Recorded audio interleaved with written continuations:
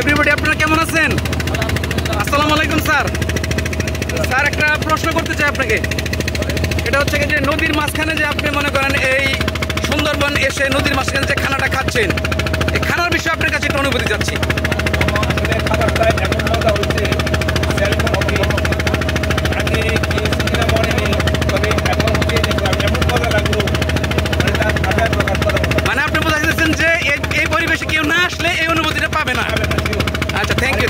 মাঝখানে মানে সেই একটা অনুভূতি, এই অনুভূতি না আসলে লাখ টাকা খরচ করেও যদি না আসে সে কাজ হবে না। আচ্ছা, সেক্ষেত্রে আমাদের আশিকুর রহমান খান, তোমার তো খাওয়া মানে খুব মজা করে খাচ্ছ, তো এই খাওয়ার বিষয়ে একটু অনুভূতি চাচ্ছি। আসসালামু আলাইকুম। সত্যিকারই যদি এখানে কেউ না আসে, এই সম্পর্কে তাদের কোনো ধারণাই হবে না। আচ্ছা আচ্ছা এটা ভাষায় প্রকাশ করার মতো না, দেখে প্রকাশ করার মতো না। আচ্ছা আচ্ছা এরকম যত দূর চোখ যায় শুধু পানি আর পানি, পার বলতে কোনো শব্দ নাই এখানে। এর মধ্যে রান্না, নিজেদের হাতেই রান্না বলতে গেলে চলে। আমরা নিজেরা মাছ ধরছি, এত মজা হয়েছে মাছ কল্পনার বাহিরে।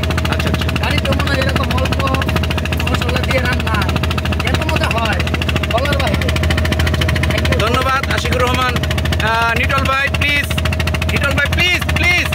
ঠিক আছে, চলতেছি। আপনার অনুভূতিটা একটু বলেন প্লিজ।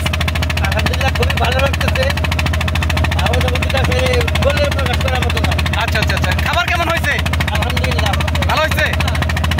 শামীম ভাই, ভালো লাগছে এবং ভালো লাগতেছে। হ্যাঁ, এরকম একটা প্রাকৃতিক দৃশ্যে, এরকম একটা বড় পরিবেশে সুন্দরভাবে এই খাওয়া দাওয়া সবাই সঙ্গে ভালো লাগতেছে। আচ্ছা থ্যাংক ইউ শামীম ভাই। জুয়েল ভাই প্লিজ একটু খাওয়ার সব কথা বলতে হবে, তারপরে একটু জিজ্ঞেস করতেছি অনুভূতিটার ব্যাপারে।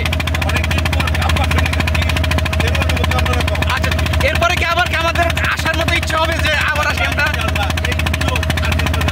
আচ্ছা আচ্ছা আচ্ছা, thank you thank you. Uncle, কেমন লাগতেছে?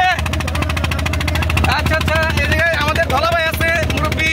আমাদের যারা আমরা 14 জন সদস্য আছি, তার মধ্যে হচ্ছে সিনিয়র হচ্ছে যে আমাদের এই ধলা ভাই।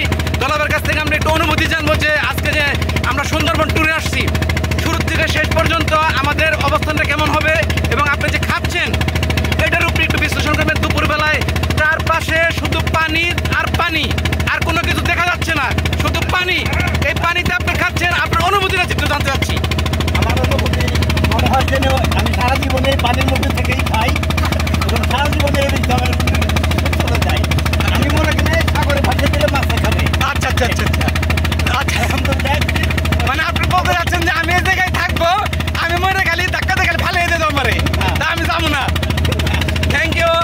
এদিকে আছে তরিকুল আছে, তরিকুলের অনুভূতির একটু জানতে চাচ্ছি যে সে যেভাবে খাচ্ছে আমার মনে হচ্ছে যে এরকম 2-4 প্লেট তরিকুলের জন্য কোনো কিছুই নেই, কোনো কিছুই নেই। সে যেভাবে খাচ্ছে, সবার পাত্রে খাবার রয়েছে, তরিকুলের পাত্রে খাবার শেষ হয়ে গেছে।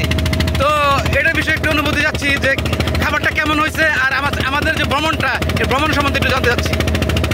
সব কিছু মিলিয়ে অসাধারণ, রান্নাটা অসাধারণ, খাবারটা অসাধারণ। এই নদীর উপরে মানে চারদিকে বন, এখানে খাবারটা অসাধারণ হয়েছে, সব কিছু অসাধারণ। ধন্যবাদ ধন্যবাদ। তো দর্শক, আমরা আবার ফিরে আসবো আপনাদের মাঝে। এখন লাঞ্চ সময়, তারপরে একটু আপনাদেরকে সুন্দরবনের সিনারিটা একটু দেখাচ্ছি।